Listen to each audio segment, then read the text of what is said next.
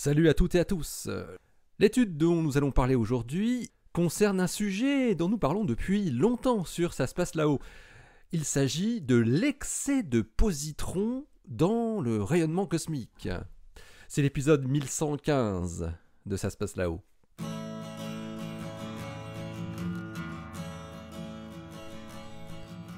Astronomie, astrophysique, cosmologie, astroparticules.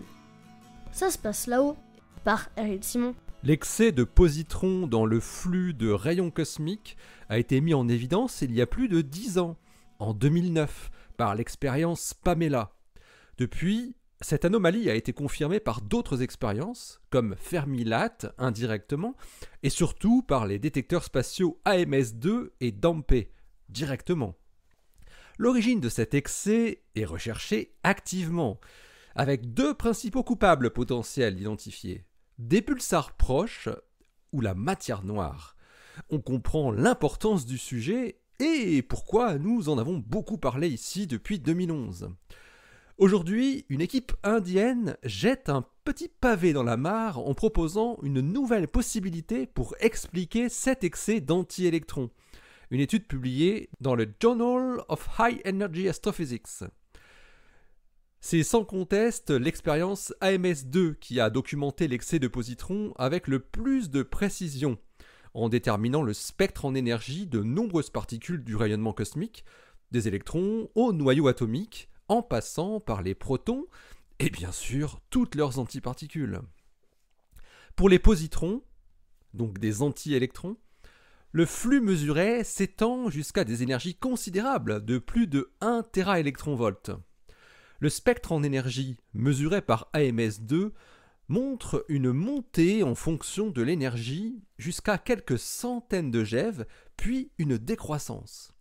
C'est cette augmentation du flux de positrons qui est considérée comme un excès, car ne pouvant pas être expliquée simplement par un processus classique de production de particules secondaires par des interactions de rayons cosmiques énergétiques dans le gaz d'hydrogène du milieu interstellaire.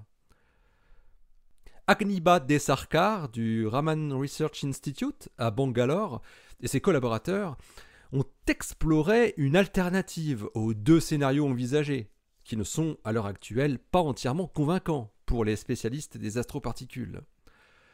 Comme il se trouve que le Soleil est entouré de nuages de gaz d'hydrogène moléculaire relativement proches, qu'on appellera des GMC pour Galactic Molecular Clouds, les chercheurs indiens ont étudié ce qu'il se passerait si des rayons cosmiques primaires, des protons, interagissaient avec les protons froids de ces nuages. Une étude datant de 2015 par deux théoriciens israéliens, dont on avait parlé, avait montré que l'interaction de protons de 1 téraélectronvolt sur le gaz du milieu interstellaire pouvait produire des réactions hadroniques produisant des mésons pi, se désintégrant finalement en électrons et positrons, avec une augmentation du flux en fonction de l'énergie.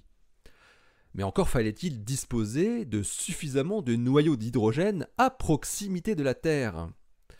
Or, c'est ce que les GMC peuvent fournir, selon Agnibat Desarkar et ses collègues du Raman Research Institute.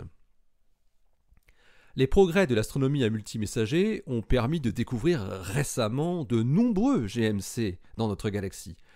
1064 GMC ont été trouvés dans le plan du disque galactique, grâce à des relevés traquant les ondes radio émises par le traceur CO, le monoxyde de carbone, qui est présent dans ces nuages moléculaires avec l'hydrogène.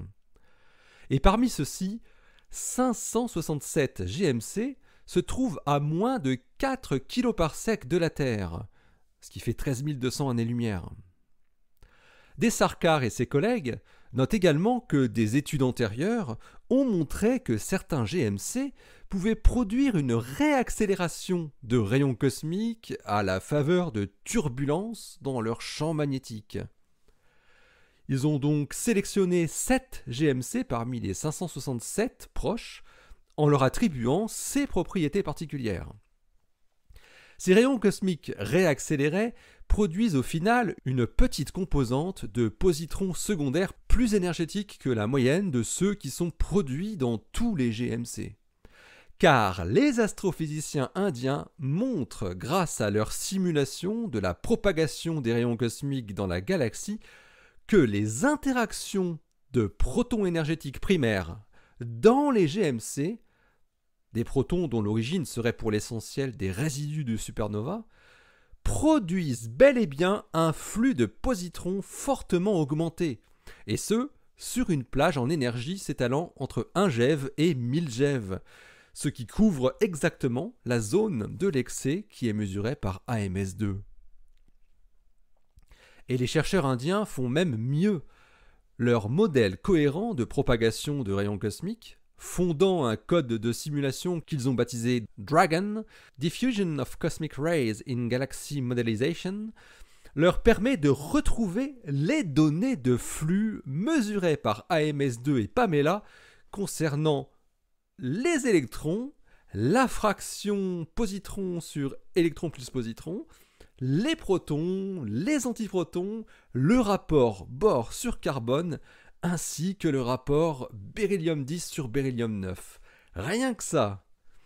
Desarkar et ses collègues concluent que les positrons issus de réactions de rayons cosmiques primaires sur le milieu interstellaire doivent avoir une contribution significative sur l'excès de positrons qui est observé, et que les nuages de gaz moléculaires proches du système solaire doivent jouer un rôle très important dans la forme du spectre en énergie des positrons sur la plage comprise entre 1 GeV et 1000 GeV.